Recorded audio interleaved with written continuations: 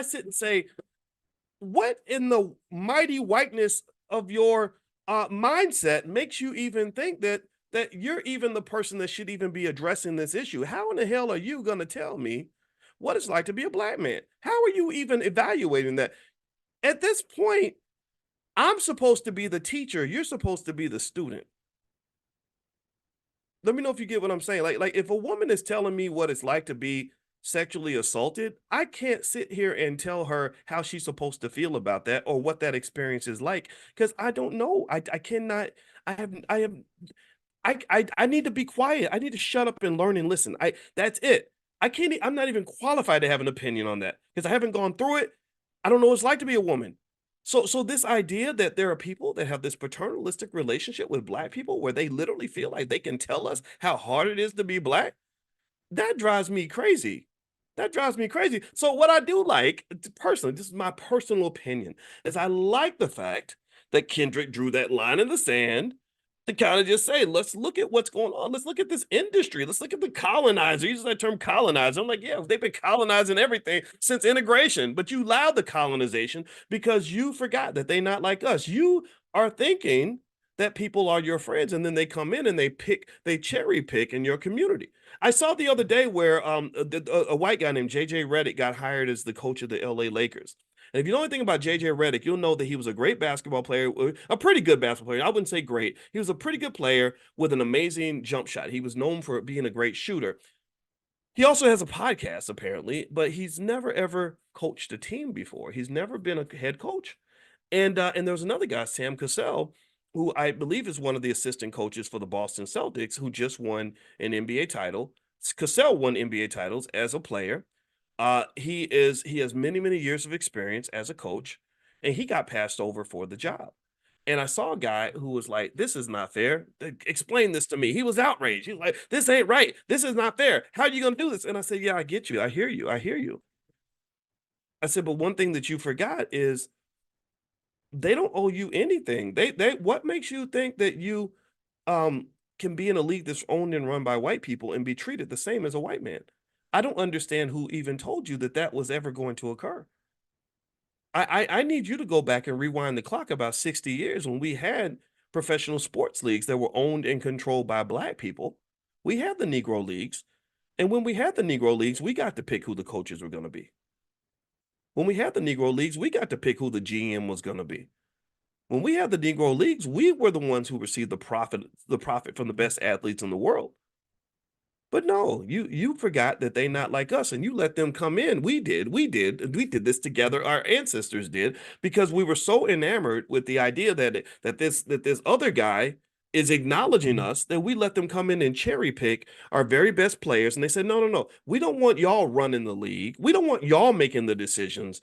We're going to make the decisions, but we're going to use you as a commodity. We'll pay you. We'll break you off a little something. We'll give you a nice salary, but we're never going to give you actual power. Do you understand? So now, years later, every year I hear the same damn thing. I hear the same complaint. Oh, they gave the job to the white man, and he's not more qualified than the black man. And I'm like, well, you don't understand. Let's go back to Kendrick Lamar. They not like us. They're not here to elevate your economic condition. They're not here to give you a fair shake. They're here to do what most human beings actually do. They will bring you in if it's a situation where they need you, or if it's a situation where they can get something from you, or if it's a situation where the people that they prefer are not available. And as much as we want to talk about the racism of it all, yes, there's racism's in there for sure. I think you got to also understand that this is also human nature. This is human nature. Let me explain why this is human nature. When I run a business, I've been a businessman for a long time. I don't live under the illusion that other people care about me as much as I need to care about myself. And when I have a job available and I'm trying to figure out who to hire for the job, I don't always just say, well, let me just go scour the earth and look at every stranger out here and find the most qualified person. You know what I do? I look around in my inner circle and I say, who can do this job that I know? Who are the people that I think are qualified that I can relate to who are going to fit within the culture of my organization? And 9 times out of 10, it does end up being a person that looks like me. Doesn't mean I wouldn't do business with people outside of my group or my race or my family or my culture. Doesn't mean I can't connect to them on some level, but why would you choose the secondary option when you've got the primary option that's perfectly capable of doing the job? Why would I hire a stranger when one of my children is pretty good too? It's good enough according to my standards to do the job. Do you understand? So what I'm saying is that when you don't think about ownership and you keep thinking that you live in a country where they're going to give you equal opportunities despite the nature of the environment, I think that you're living under an illusion. I think that that's a fantasy. I think that that is a fairy tale that's taught as a bedtime story in every public school in America. That racism is a thing of the past, that you live in a post racial society. They used to use that term a lot when Obama got elected. And no, you live in a very racial society.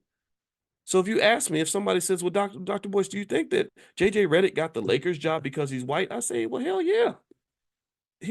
White folks are running that organization. They're gonna have the same biases that you and I might have, and I don't know. I'm not saying it's okay or good. I'm not saying that Sam Cassell doesn't deserve an opportunity, but to create opportunities for the people that you care about, you've got to create opportunities for the people that you care about.